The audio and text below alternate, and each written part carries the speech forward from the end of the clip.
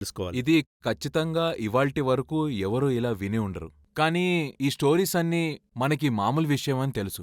అలాగే జనం వాళ్ళ లక్ష్యాలు సాధించడానికి ఆర్మీ పరిస్థితిని ఆసరాగా తీసుకుని ప్రత్యేకంగా వాళ్ళ స్వార్థం కోసం ఇతరులని కష్టపెడుతూ ఉంటారు. చాలాసార్లు ఎన్నో సంఘటనలు జరిగాయి. ఇలా చాలాసార్లు అమాయకులను కూడా పట్టుకోవడం గానీ, చంపడం గానీ, దాని వెనుకున్న కథ మీడియా వాళ్ళకు కూడా తెలీదు. ఇక్కడ నీకొకటి చెప్పాలి. ఏ లెవెల్‌లో అయితే మన ఇండియన్ ఆర్మీ పనులు చేస్తుందో, అలాగే మీరు చూస్తే ఎన్ని ఆపరేషన్లు జరిగాయో, తప్పు అంటే సమాచారం తప్పుగా ఇచ్చినప్పుడు చాలా తక్కువే అనుకోండి. బాగా నష్టం జరిగింది.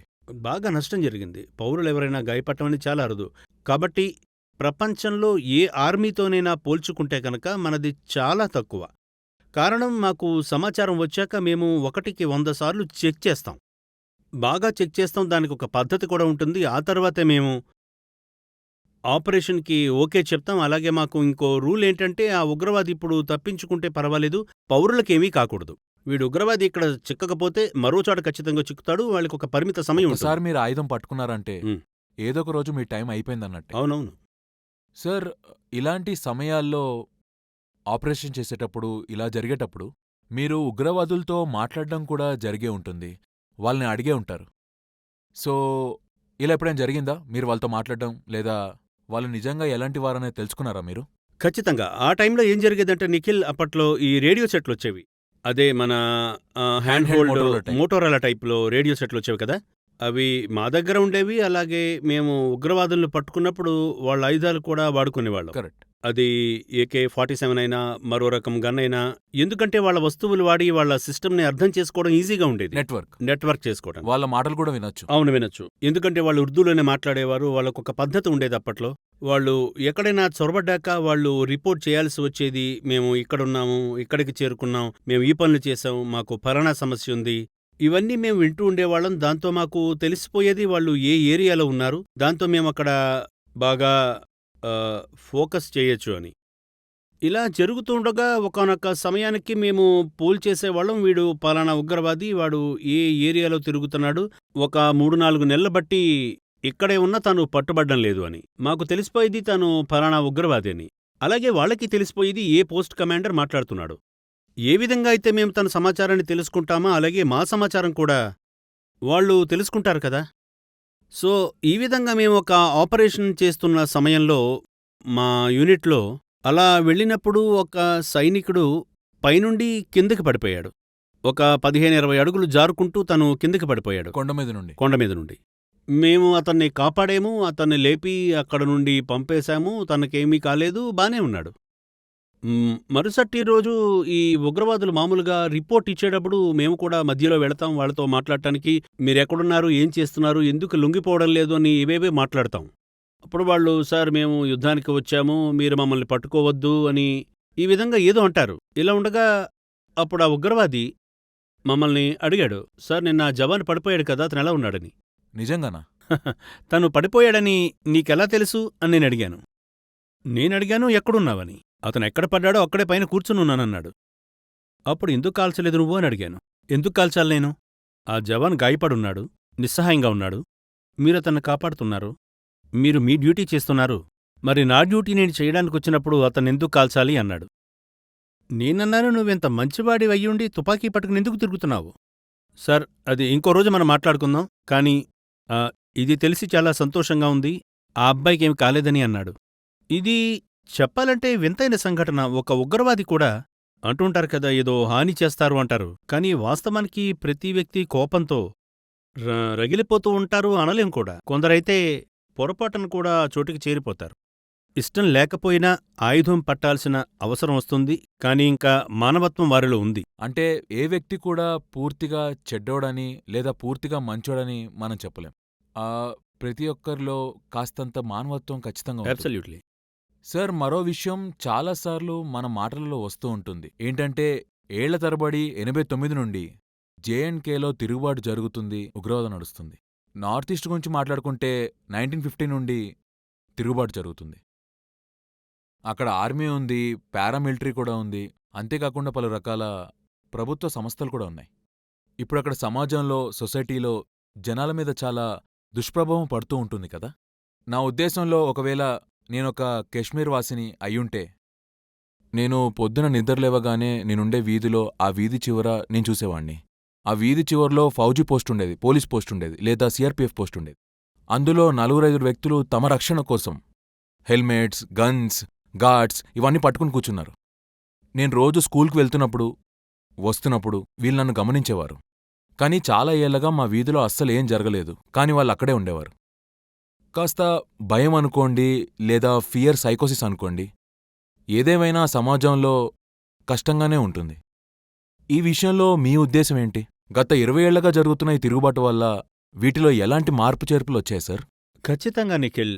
ఆ ఏరియాలో యుద్ధం లాంటి పరిస్థితి ఉంది. యుద్ధ వాతావరణమే ఉంది. ఖచ్చితంగా మనస్తత్వాలు War like. మారతాయి. ఖచ్చితంగా మనస్తత్వాలు మారిపోతాయి. ఇప్పుడు ఆలోచించి, ఒక పిల్లాడు తన పుట్టినప్పటి నుండి తోటా కాల్పులని వింటూ వచ్చాడు. తను ఐఈడీ బ్లాస్ట్ వింటూ వచ్చాడు. తను చావులు చూస్తూ వచ్చాడు. అయితే ఈ రకంగా తనపై మానసికంగా చాలా ప్రభావం పడుతుంది. It's a very very complex situation అనొచ్చు. అలాగే ముఖ్యంగా 30 ఏళ్ల పైబడి ఇలా నడుస్తున్నప్పుడు ఖచ్చితంగా బాగా ప్రభావం పడింది. నేను చూసిన ఎన్నో కేసుల్లో ఎన్నో ఏళ్లుగా ఆ సొసైటీ మీద ఇవన్నీ ఇక ఏ ప్రభావం అంటే, ఒక విధంగా మనం అంటుంటాం కదా, వారు ఇమ్యూనిటీ. మొండి తెరిపోయారని కూడా చెప్పొచ్చు. Violence, they are they take it as a way of life. చెప్పాలంటే ఇప్పుడు ఎన్నో మార్పులొచ్చాయి. కానీ ఒక 10 ఏళ్ల క్రితం వరకు ఇదంతా సామాన్యంగానే నడిచేది. ఇలా ఉగ్రవాది దొరకడం ఆలస్యం. జనాలు చెప్పులు కర్రలు పట్టుకుని వచ్చేసేవారు. కొందరు ఏవేవో ఆయుధాలు పట్టుకొచ్చేవారు. ఎందుకంటే అక్కడ గ్రామాల్లో పేదరికం ఉండేది. వాళ్ళు ఆలోచించేవారు కూడా కాదు, అక్కడ పడినవాడు కూడా ఒక మనిషే కదా అని. అదంతా వాళ్ళకేమీ పట్టేది కాదు ఆ సమయంలో. అంటే ఈ విధంగా హింస వాళ్ళ మనస్తత్వాలను ఎలా మార్చిందో కూడా మేము చూసున్నాము. ఖచ్చితంగా ఇటువంటి ప్రవర్తన ఏదైతే ఉందో, ఉగ్రవాదులని ఎదుర్కోవడం, దీనివల్ల మనుషుల్లో నెమ్మది నెమ్మదిగా మానవత్వాన్ని తుడిచిపెట్టేస్తోంది అని కూడా మనం అనుకోవచ్చు. ఆలోచించాల్సిన విషయం ఏంటంటే, ఒక సమాజంలో ఇన్నేళ్లగా ఆర్మీ తిరుగుతుంది, ఉగ్రవాదులు తిరుగుతున్నారు, వాళ్ళ మనుషులే ఆ ఉగ్రవాదులకు బలవుతున్నారు. ఇదంతా మన సర్వీస్లో చూసే ఉంటాం. ఒక వ్యక్తి ఒకసారి ఆయుధాన్ని పట్టుకున్నాడంటే తర్వాత తమ వాళ్ళ పట్ల తన వైఖరి మారిపోతుంది. అదంతా బతుకుతెరువు కోసం కావచ్చు, లేదా సరదాల కోసం కావచ్చు. చాలా ప్రతికూల ప్రభావాలు పడుతూ ఉంటాయి. Sir, let's cut to the next journey of your life. మీరు శ్రీనగర్ నుండి ఉరీ సెక్టర్కి వెళ్ళారు కదా. అలాగే ఉరీ గురించి మన ప్రేక్షకులకు బాగా తెలుసు. చాలా అందమైన ప్రదేశం, దాని మీద ఒక మంచి సినిమా కూడా తీశారు, చాలా హిట్ అయింది కూడా. ఇది జరగకముందే సార్ మీరు అక్కడ ఉన్నారు కదా, చాలా సంవత్సరాల క్రితం ఉరీలో ఉన్నారు. చెప్పండి సార్, మీ అనుభవాలేంటి? నాకు తెలిసి అక్కడ సరిగ్గా మీరున్న చోట ఏదైతే ఉందో పాకిస్తాన్కి దగ్గరలో ఉండేది. తప్పకుండా. అక్కడ ఎలా ఉండేది? నగరం ఎలా ఉండేది? తప్పకుండా. చూడండి, ఆ టైంలో చెప్పాలి అంటే 2003, 2005 టైం అది. అప్పుడే కాల్పుల విరమణ అనేది వచ్చింది. పోల్చి చూస్తే లైన్ ఆఫ్ కంట్రోల్ చాలా ప్రశాంతంగా ఉంది అనవచ్చు. చొరబాట్లు అప్పుడు జరిగేవి, ఉగ్రవాదులు అప్పుడు వస్తూ ఉండేవారు. అలాగే మీరు చెప్పినట్టు మా పోస్ట్ పాకిస్తాన్ పోస్టుల నుండి కేవలం ఒక 50-60 మీటర్ల దూరంలో ఉండేది. వాళ్ళు మిమ్మల్ని రాళ్లతో కొట్టచ్చు. రాళ్లతో కొట్టచ్చు మమ్మల్ని. గట్టిగా మాట్లాడితే వాళ్ళకి వినబడేది కూడా, మాటలు కూడా జరిగేవి.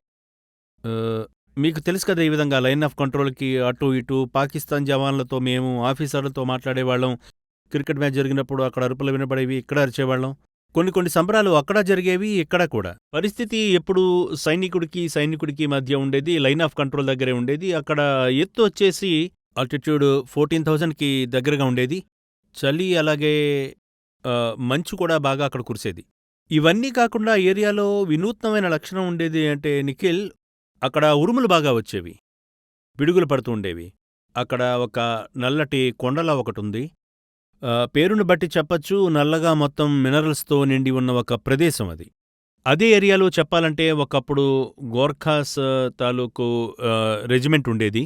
అప్పుడు ఒక 10 మంది మీద పిడుగు పడడంతో చాలామంది గాయపడడం కూడా అప్పుడు జరిగింది. ఇలా పిడుగులు పడే టైంలో ఏం జరిగిందంటే, మా సెంట్రీ అనేవాడు ఒక్కడే నిలబడి చూస్తూ ఉండేవాడు తన పోస్ట్లో. మిగతా వాళ్ళందరూ తమ స్లీపింగ్ బ్యాగ్లలో పూర్తిగా కప్పుకొని పడుకుని ఉండేవారు. ఎందుకంటే చాలా ఎక్కువగా పిడుగులు పడేవి, కంటిన్యూస్గా పడేవి. నిఖిల్, నీకు తెలుసు కదా, ఎఫ్ఆర్పి ఉండేది కదా, అది మెటల్తో, నట్లు, బోల్ట్లతో కలిసి తయారు చేసేవారు. ఆ నట్ల నుండి మీరు ఆ కరెంటు వెళ్తూ ఉండడాన్ని చూడొచ్చు. అప్పుడు అలా ఆ లైట్ కనెక్షన్ గుండా వెళుతూ ఉండేది. ఎంత భయంకరంగా ఉండేదంటే, బయట గ్లాసులు ఉండిపోతే వాటికి కన్నాలు పడిపోయేవి, రైఫిల్స్ మీద కూడా కన్నాలు పడిపోయేవి. సో ఇంత దారుణంగా పిడుగులు పడే ఏరియాని నేను ఇంకెక్కడా చూడలేదు. అంత ఎక్కువగా పిడుగులు పడేవి. చెప్పాలంటే మేము ఎక్కువగా మా యుద్ధం ప్రకృతితో, మన ఎలిమెంట్స్‌తో ఎక్కువగా జరిగేది. జనరల్ వింటర్ ఇంకా మన జనరల్ స్నో. చలికాలంలో ఎంతో కష్టం ఉండేది బాగా. ఆ సమయంలో యుద్ధాలు చేయలేము. ఎలా చేయగలం అంత చలిలో? అలాగే ఎప్పుడైనా పిడుగులు పడొచ్చు. ఒక్కోసారి తెలీదు కూడా. అనుకోకుండా సైలెంట్‌గా పిడుగులు పడిపోయేవి. సడన్‌గా మాకు రేడియోల ఫ్రీక్వెన్సీ మారితే తెలిసేది. అప్పుడు మేము రేడియోలని ఆఫ్ చేయాల్సిన పరిస్థితి వచ్చేది. లేకపోతే మొత్తం పాడైపోయేవి. సో ఇలాంటి సమస్యల్ని మేమక్కడ ఎదుర్కొనేవాళ్ళం. అలాంటి పరిస్థితుల్లో కూడా మేము ఎన్నో మార్గాలని వెతుక్కున్నాం. చేతులు కట్టుకుని కూర్చోలేము కదా, మన వల్ల కాదు అని. మాకు చేయాల్సిన పనులు కూడా ఉండేవి, అవి కూడా చెయ్యాలి కదా. అందువల్ల ఆ టాస్క్‌ని పరిస్థితులను బట్టి మార్చుకునేవాళ్ళం. ఎందుకంటే పని జరగాలి, ఎవరూ గాయపడకూడదు. సార్, కష్టాలలో కూడా చాలా సరదాగా ఉండేది. నిజంగానే మీరు చాలా కష్టపడ్డారు. కానీ 60 మీటర్ల దూరంలో మన మిత్రులు ఉండేవారు. హ్మ్. వాళ్ళు కూడా మీకు సమస్యలు సృష్టించేవారు. నిజంగానే. అలాగే మేము ఏ రోజు వాళ్ళని హాయిగా కూర్చొనివ్వలేదు నిఖిల్. నాకు గుర్తుంది ఇప్పటికీ. నేను పైన ఉన్నప్పుడు మనకి పద్ధతుంటుంది కదా, అదే మన క్యాడర్ లేదా ట్రైనింగ్ ప్రమోషన్ కార్డ్. టైంలో ఒక ర్యాంక్ నుంచి ఇంకొక ర్యాంక్ వెళ్ళడానికి ప్రమోషన్ కోసం కొన్ని రోజుల పాటు ట్రైనింగ్ ఇచ్చి కొందరిని సెలెక్ట్ చేస్తారు టెస్ట్ చేసిన తర్వాత. సార్, మన ప్రేక్షకులకి నేనొకటి చెప్పాలనుకుంటున్నాను. అదేంటంటే ఆ, సాధారణంగా మన జీవితాల్లో మనం బాగా చదువుకుంటాం, ట్రైనింగ్ తీసుకుంటాం, ఆ, ఉద్యోగం చేస్తాం లేదా వ్యాపారం మొదలుపెడతాం. ఆ తర్వాత మనకి జీవితంలో ఆ ట్రైనింగ్ పెద్దగా అవసరం రాదు. ఎందుకంటే అది కొందరికి మాత్రమే ఉపయోగపడుతుంది.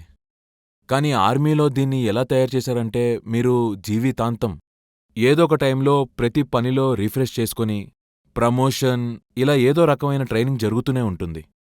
మీ కత్తికి పదును పెడుతూనే ఉంటారు.